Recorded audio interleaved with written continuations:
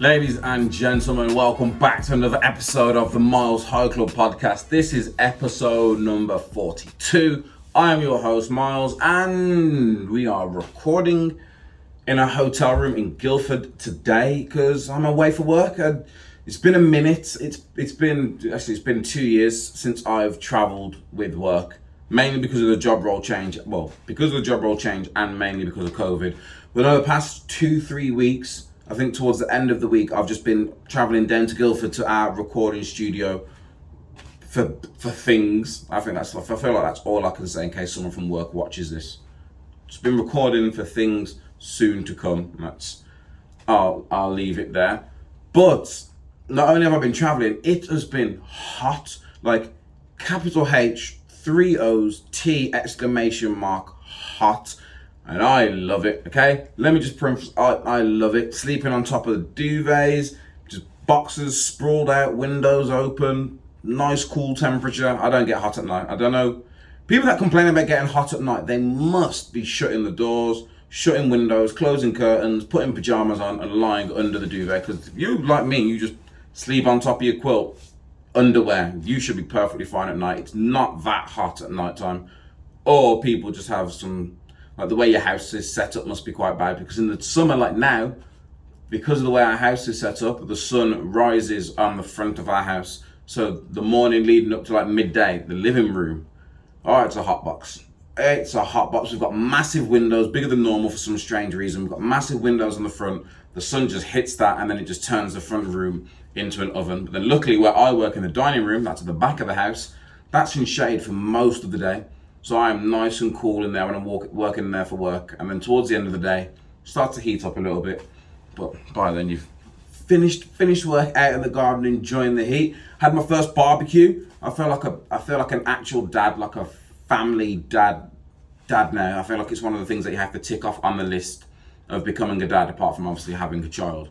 But we brought the barbecue. The funny thing is we brought the barbecue 2 years ago, and because our garden's been a state, we've never had a barbecue. I don't think in the 2 summers that we had, we've ever even just chilled in the garden, which sounds crazy when you think about how hot it's been. We've always gone to the missus's mum or just gone out somewhere. We've never chilled in our garden. So, because we've had the patio done and the fence widened and a much bigger space, finally been able to enjoy summer in the garden. The trampolines out, the paddling pools out, got the barbecue out. 2 successful barbecues. I had a barbecue on Saturday and invited my mum round, which was risky because it was the first barbecue, but mum came round, burgers, peppers, halloumis, sausages, vegetarian burgers, veggie sausages obviously, all on there. Tasted great. So then the very next day we did the exact same thing again. This time we grilled watermelon. It was on, I don't know what it was on. It was on one of those cooking programs that we watch on Netflix, and they grilled watermelons on there. So we gave it a try, grilled some watermelon. If you like watermelon, you'll like grilled watermelon. It just tasted like a warm watermelon, which sounds weird.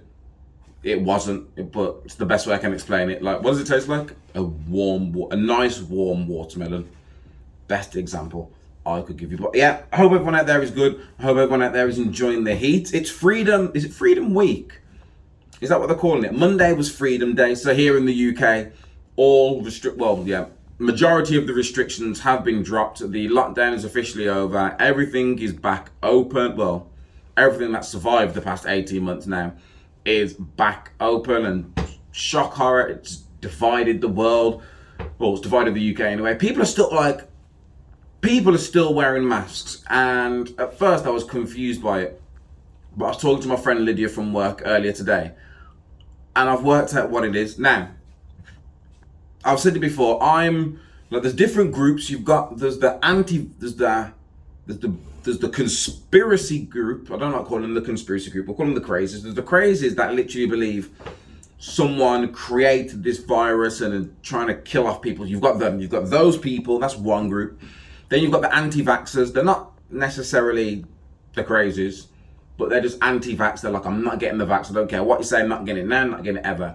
You've got the people who aren't anti-vax. They're just against the vaccine. For whatever reason, being like they don't trust it yet, it's too early, it's still in its development stages, whatever their reason may be. You've got the people that are in the middle that are just like, I don't care, I'll just get vaxxed just so I can go to a nightclub. I don't really care about the politics behind it all.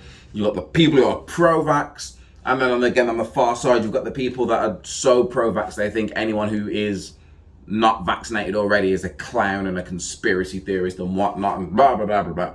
But the whole point of this conversation was, because of the people I follow, because of the posts that I tend to see, the algorithms on social media, they have me believing majority of people fit in the against vax to the not, I don't really care population. So when these restrictions dropped, I thought everyone was going to get rid of their masks. I thought majority of people didn't care for wearing masks. I thought majority of people were anti-vax. I really thought this until I then come to work and start talking to the people at work and realize, I feel like everyone I've spoke to is either vaccinated or they are pro-vax and plan on getting their vaccination. For whatever reason, I don't judge them. It's literally up to you. It's your body. You make your own decisions. Nothing against them for it either. And they're all anti-vax. I was in the studio today again for work. I've been in the studio for the past few days for work. And even though there are no restrictions to wearing masks, some people out there are still wearing masks. And I was confused. I was like, why are people still wearing masks? I thought everyone was against them. And it's the algorithms. These social media algorithms. And the dangerous thing about this is these social media algorithms, it works for each group. So like I've already said what group I'm in. So because I'm in the anti-vax, no, not anti-vax, I'm not in the anti-vax. Because I'm against the vax for now group and the is this all really what's happening group, that's all I see on social media. It's all the algorithms show me, it's all my friends are posting. When you go to the explore page, that's all you see on there. The trending page, it's all you see. And it's literally all I see is people that are pro-life. Well, I shouldn't say pro-life, that's something else. It's all the things that I see are the people out there who want to make their own decision. That's the way I'll say it. It's the people out there that, okay, they've seen what the government say, they're not necessarily believing them. They're not all the way left like, don't get the vaccine. There are some people I've got that are like, don't get the vaccine, but the majority of things are like, I don't care if you get the vaccine. I'm not getting the vaccine just yet because I want to know what I'm putting in my body. These things are still on trial. I don't believe you're saying it's as bad as you're trying to make it out to be compared to all these other things. That's the group I fall in. Let me know in the comments wherever it is you fall as well. I promise you guys I'm going to start getting people on there so I can talk to people, so it's not just me voicing my opinions. I can actually feed off people. But yeah, so my algorithms are showing me all that. Meanwhile, you've got a bunch of anti-vaccine people, and that's what their algorithms are showing them. So you've got a bunch of anti-vax people that think everyone's anti-vax, a bunch of pro-vax people that think everyone's pro-vax, and it's like a smaller population. And we're literally all just equally, well, if you look at the statistics, I think more people are vaccinated than are not vaccinated, depending on what age group you look at. But I think across the board, if you can get vaccinated, I feel like more people are vaccinated than are vaccinated. But it just, social media, these algorithms. And I try and stay off social media. I'm actually not on social media a hell of a lot. I'm on YouTube a lot. But my phone stays on YouTube. If I'm on my phone, if I'm not talking to someone on WhatsApp, there's a good chance I'm either playing Pokemon Go or more than likely I'm watching YouTube or listening to a video on YouTube, and I've just got YouTube open, and that's what I tend to be doing. And I just, these algorithms have just got me so confused as to what's going on. So it's been good to get back out to work so I can talk to a whole bunch of people and find out what people think. And luckily, whenever I look at information, I try and find both sides of the story. So instead of just being, I'm against the vax, it's all bollocks, I look at the pros and the cons of both. I look at how people are saying, I understand why plenty of people, including myself, are happy that these restrictions have been dropped and we can sort of get back to what normality is. I also understand the people that are saying, we're getting 50,000 cases a day, regardless that 50,000 people don't die. We're getting 50,000 cases a day. 1 to 1.5% of those people end up getting hospitalized. It's a strain on the NHS, or it's going to become a strain on the NHS. I understand that as well. There's also people out there who've got friends that work for the NHS that are saying things like, we're not really busy, but I've heard other hospitals are busy. I've also got friends that work in the NHS that tell me, it's been manic, it's been horrible. There's been a difference at times, especially during the winter, of people coming in for whatever reason and just stressing out the hospitals. The NHS have got staff off due to stress. They've got a whole bunch of staff off because they've come into contact with someone who's got COVID, which that's always confused me. If you have to isolate, if you come into contact with someone with COVID, how are these hospitals running? Because surely you come into contact with someone with COVID every day. Again, I could be wrong. Maybe I should just speak to someone from the NHS and ask them that question. But in my head, if COVID's this thing like we're hearing it is, and every hospital, someone in there is stricken with it, this is why I try not to think too much. I try not to think too much because when I think too much, I just end up either not making sense and confusing myself, or I can create conspiracies in my head. But sticking with COVID, people in England must be fully vaccinated to enter a nightclub from autumn. So I think they've said from the end of September, if you want to enter a nightclub, you have to be vaccinated, but it has to be double jabbed. And there's now, not only is there a global passport to travel with to say that you're vaccinated, apparently there's going to be like a national one for England or the UK to say, look, I'm vaccinated, I can now enter all of these venues. Apparently 35% of 18 to 30 year olds are still completely unvaccinated, Boris Johnson has said. The issue I have with this, and again, this is something that I saw, when I saw this at first, I was just like, why September? And then I saw more things saying that, and it's, again, with these things, I don't go out clubbing, so I didn't really care for this. Selfish, I know, but there you go. When I first saw this, I was like, why September? The question I ask is, why September? I understand it's autumn, it's when everything starts getting colder, so you want to, but if that's the case, why not just do it from there? Why not, when you dropped all these restrictions, just say, hey, from this day onwards, no, when we drop restrictions, you'll need to have these to enter nightclubs. That would have made more sense. It wouldn't have made complete sense. I'm not saying everything makes sense. I'm just saying it would have made more sense. Or if that's what you were really thinking, it's going to be around the winter time. Do what the government do and lie, or just don't tell us. Drop the restrictions. Watch what happens over the 2 months from what we in July now to September. Look at the numbers. If there was an increase, it's only going to get worse in September.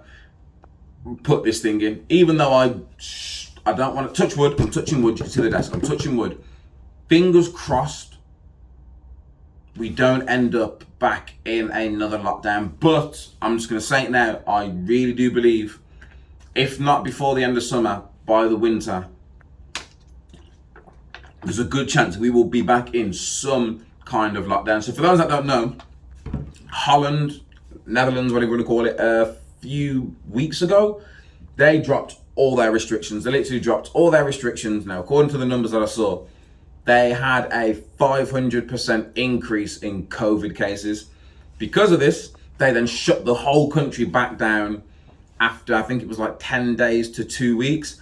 One of the things that they blamed on this was the nightclubs. So they were like, everyone was going out to nightclubs, catching COVID, going to work, spreading it. The numbers were spiking. We've had to put everyone back in lockdown, and we're now going to have to start all over again. I've seen there's posts going around on Instagram. Don't be selfish. Look what's happened to Holland. If you want to go clubbing, go get a lateral test. They're free. That I had to do to go back to the office. I just walked into the pharmacy and said, I need one of those quick COVID tests. It was like, how many do you want? I was like, how many's in a pack? I said 7 in a pack. I said, I just need the one. They literally just took it out and went, boom, there you go. Didn't need to give anyone anything, say anything else.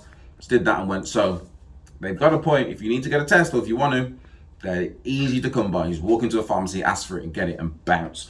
But someone's saying that you should be doing that before you want to go out, and then if it comes back negative, boom, go out. If it comes back positive, stay at home, think about everyone else.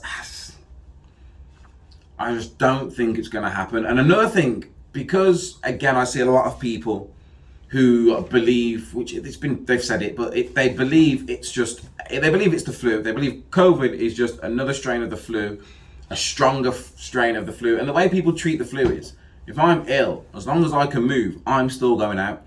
People go out ill, fully knowing that they're flued up, and it's not because they can still function quite well. They will still go out, spread that around the whole club. Now half of the club's ill, and they go home, pass it on to whoever. Then they go to work and pass it on to. You've done it. Hopefully you all work. Hopefully you all work, and you've seen it where you go to work, one person's ill, and then over the next course of weeks, different people just start getting ill because someone came to work and passed the bug on. Same thing's going to happen with COVID. People test positive, and they're like, I've got no symptoms anyway, I'll be fine, and they go out. Or they just won't even do the test and be like, it's fine, I feel fine, and now bounce. The one thing I did is when people in my house got COVID, I isolated. I self-isolated. Again, I'm I think, yeah, I'm a germaphobe. So I was one of these people that if you were ill, I used to get angry at people that were ill that would come into work. Like, don't come into work if you're ill, because all you're going to do is spread your ill through all these air filter systems. That's just, all it does is pass air around the whole building, and now your germs are floating around the whole building. I've always thought it was weird when managers got annoyed at someone that was ill or flued up and didn't want to come into work, and was like, oh, they're just pulling a sickie, so they've got a sniffly nose. Yes, pull the sickie with your virus, stay at home with your flu, and when you feel better, come back into work. That's what sick days should be for. Literally what sick days should be for. That and food poisoning, whatever else out there happens. But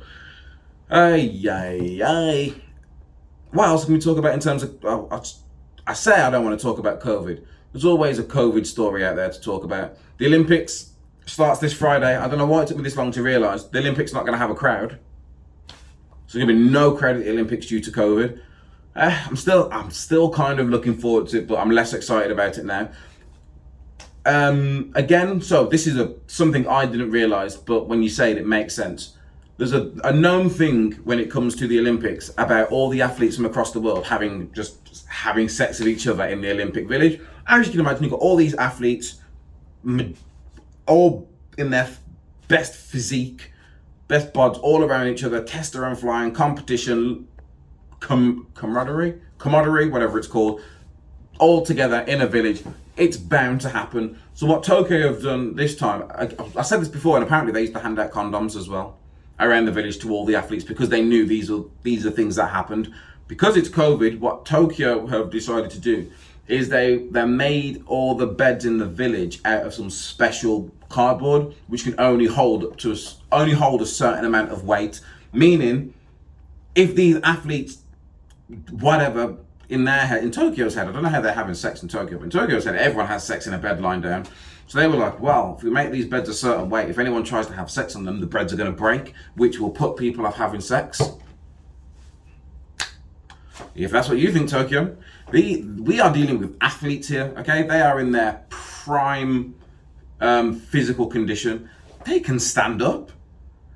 They can stand up, go in a shower, jump on a desk, bend over a desk, lean on a desk. There are plenty of positions out there that can be done comfortably off a bed.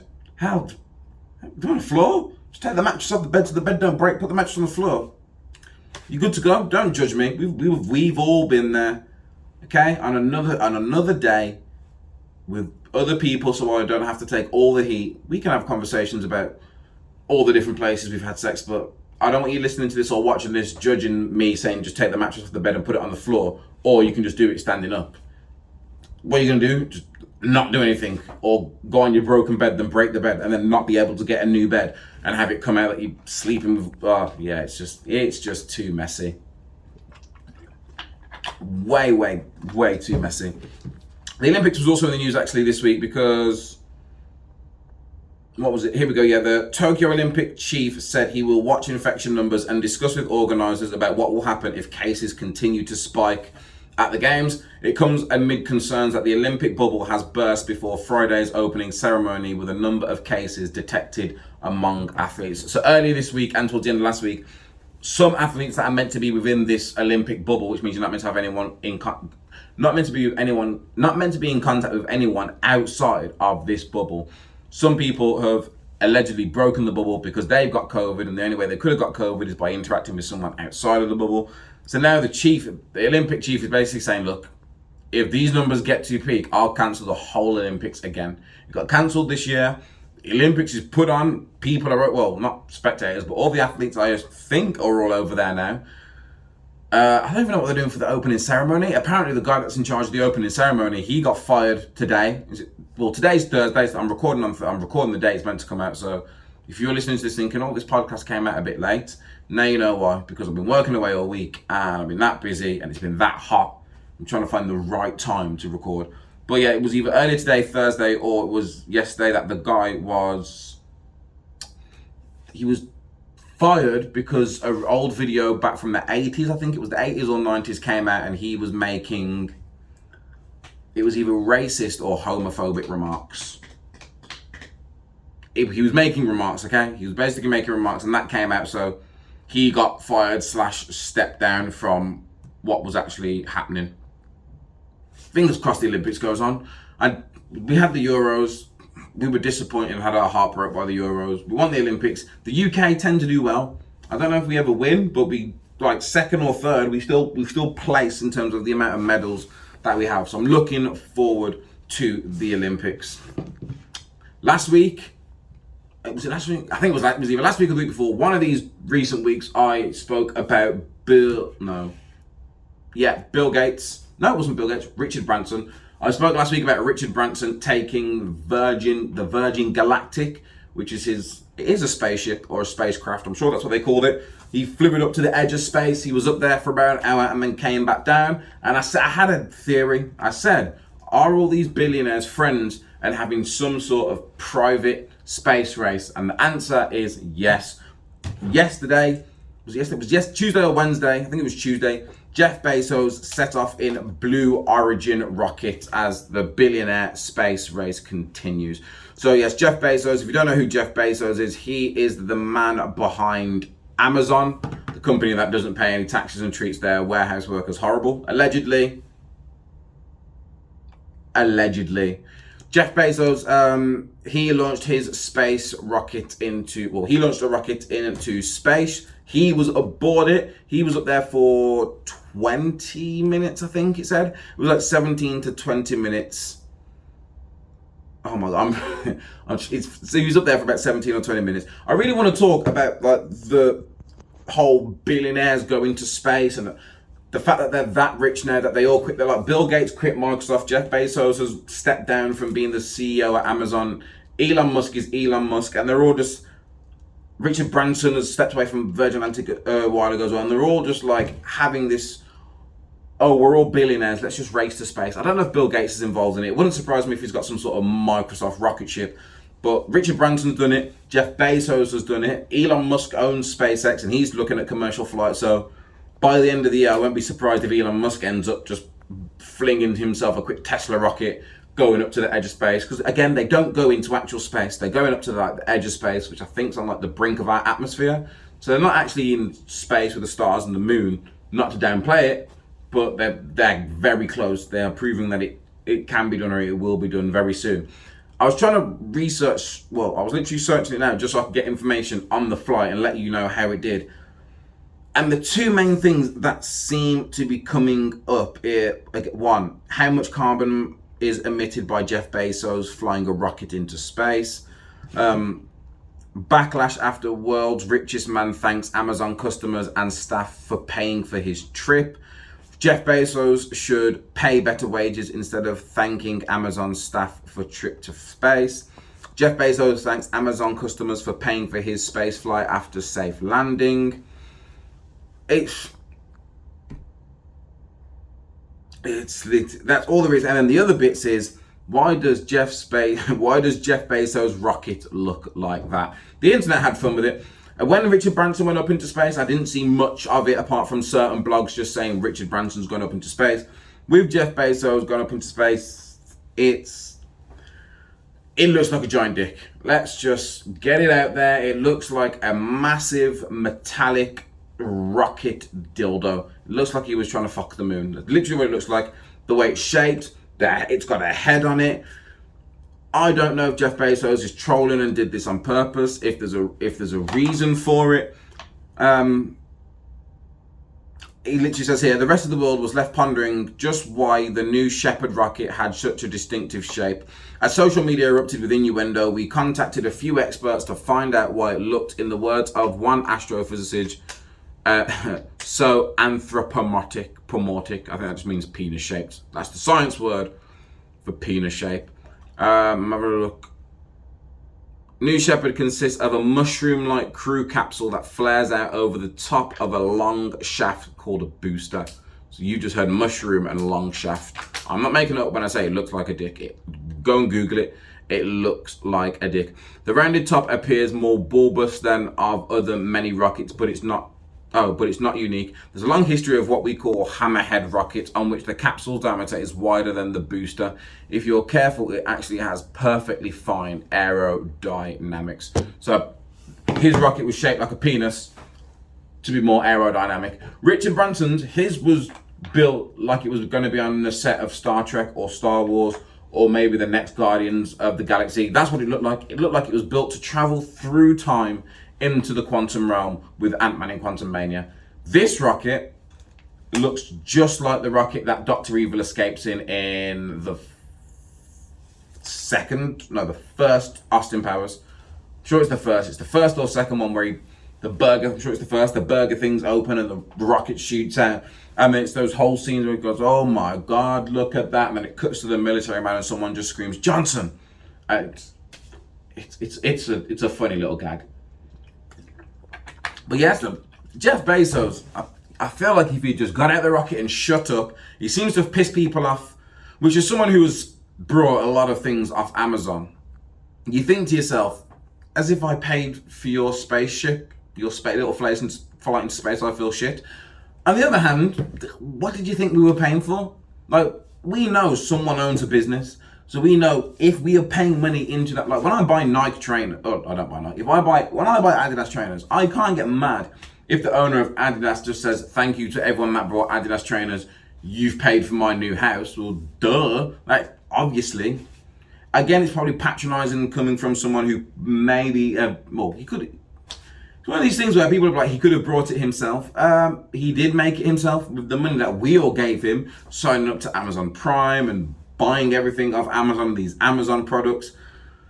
Yes, maybe he should pay a bit more in wages. I am not an Amazon worker. I don't know how much they get, but I've heard the rumors of crappy pay and the warehouse workers being overworked and treated like shit. So yeah, Jeff, now you've gone near space and you know you can do it, just take some of the money that you've made from all that advertising, throw it into your workers, and just happy staff is a happy gaff. And you lot can take that one in the bank with you. This is going to be a short episode, guys. I've been away for work. I've been enjoying the sun. I let the research hunt drop. I wasn't looking for too much to talk about just because I was like, I'm away I wasn't going to do it. I actually wasn't going to do it this week because I was away from work all week. But I thought to myself, no, that's not a valid reason to take it off. A birthday, death in the family, valid reason to take it off. You were working. Listen, and the one thing that came back to me was like, this is the reason why you never started the podcast. I could have started the podcast when I started this job and it would have just been 2-3 years of videos of me sat in all these different hotel rooms because all I used to do was travel, shooting to my phone, recording a podcast, and I kept putting it off. And then I finally start a podcast, and when the first thing pops up, the first time I need to stay away in a hotel on the nights I'm meant to record, I literally nearly gave up straight away. Just gotta keep telling myself consistency is key. Consistency is key. Be consistent. If you've made it this far, be consistent in whatever it is you do in life. If that's loving someone, be consistent. If that's running a business, be consistent. If that's helping someone, just be consistent. The best you can be is consistent. I should make a t-shirt. I should do like a Miles High Club t-shirt. The best you can be is consistent. I don't know if that lands. This is why I need someone with me. In my head, that lands. Copyright. I should write a note down, or I should write something down and just copyright all that is happening right there.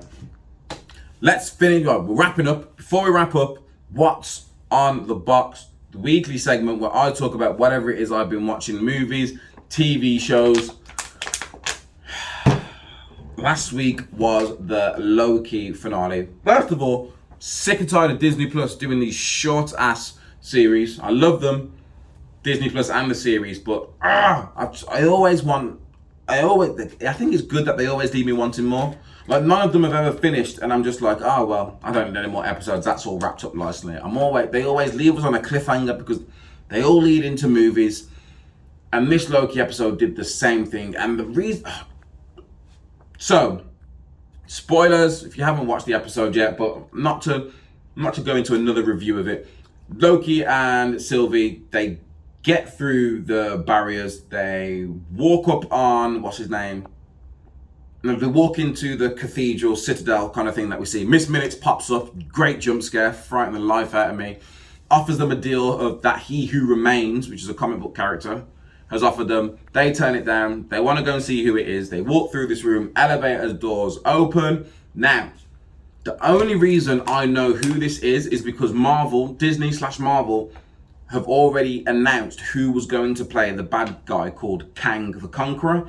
And they announced that it was going to be someone called Jonathan Major. He was playing Kang the Conqueror in Ant-Man 3, Ant-Man and the Wasp 3, or Ant-Man 3 Quantum Mania. So, we already knew that we were getting Ant-Man 3. We knew the bad guy in Ant-Man 3 was going to be Kang, and we knew that Kang was going to be played by Jonathan Major. So when those elevator doors opened, and it was Jonathan Major sat there, I don't know what kind of noise I was like, yes, Kang. I was like, yes, it's Kang. The theories have come true. It's Kang. I was like, he is going to fuck shit up. And they exceeded my expectations. They didn't do that at all. This was a very talkative episode. Like at one point that they meet him, they're talking to him in the lift. Sylvie tries to kill him, but he knows what's coming. So he literally just skips through time and dodges her attacks.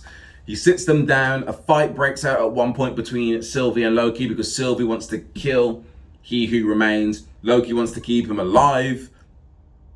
They fight.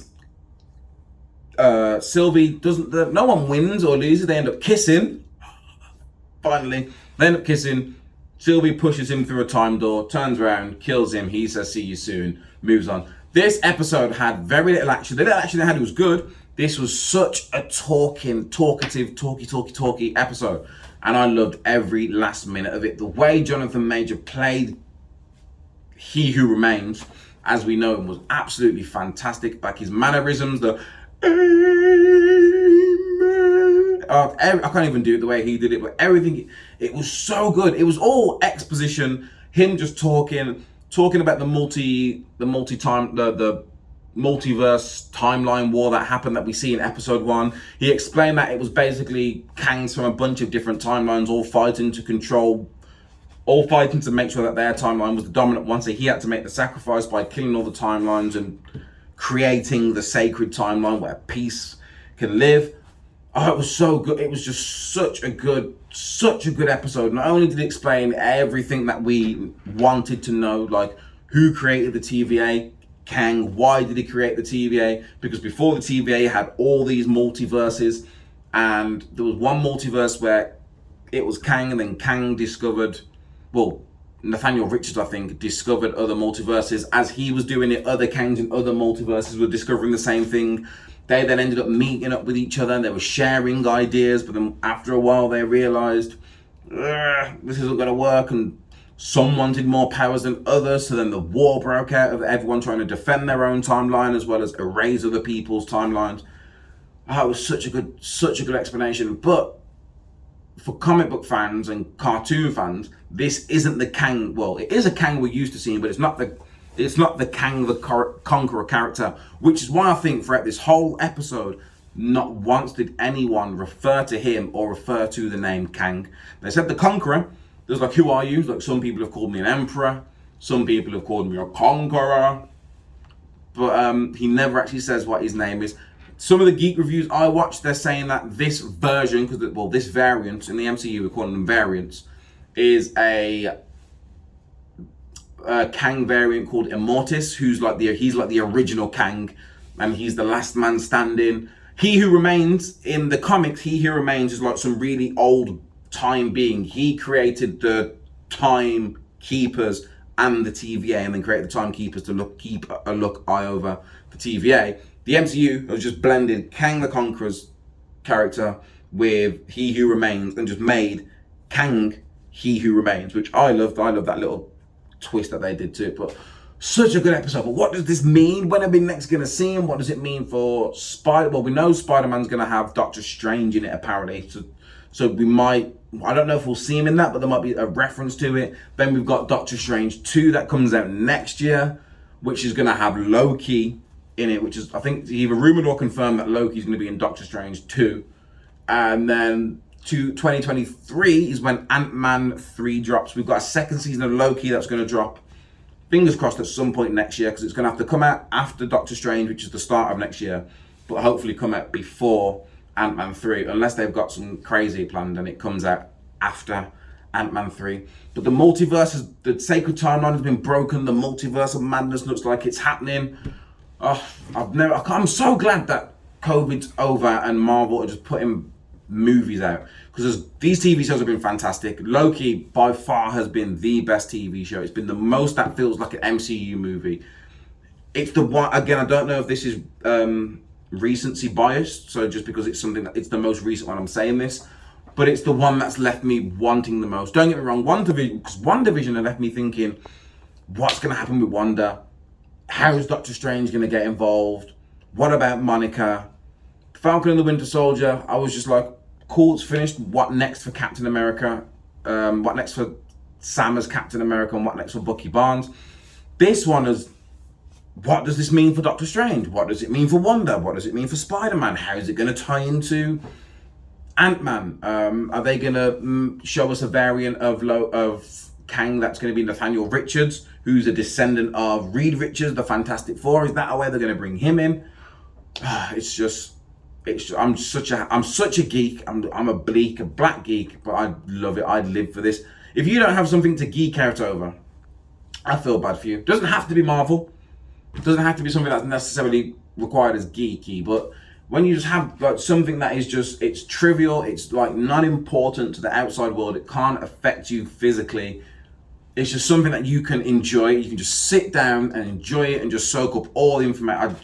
It's Marvel for me. I just love all things. Well, I say all things Marvel. I just love most things Marvel, but I love all things MCU, and I can't wait to see what we're actually going to get treated to next. But